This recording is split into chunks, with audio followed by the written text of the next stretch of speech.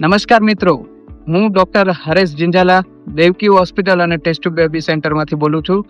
મિત્રો, અત્યારે આપણા ભારત દેશમાં ગર્ભાશયના મુખનું કેન્સર બીજા નંબરનું કેન્સર થાય છે, જે એચપીવી નામના વાયરસથી થતું હોય છે.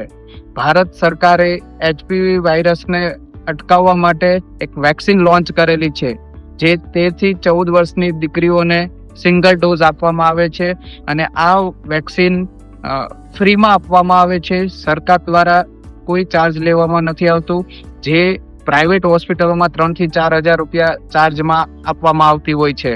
અને આ વેક્સિનથી કોઈ જ બાળકીઓને કશું કોઈ લાંબા સમય દરમિયાન કે ટૂંકા સમય દરમિયાન કોઈ આડઅસર થતી નથી. મિત્રો, હું બધાને જ સલાહ આપીશ કે આ વેક્સિન અવશ્ય ને અવશ્ય લેવડાવવી જોઈએ. Thank you.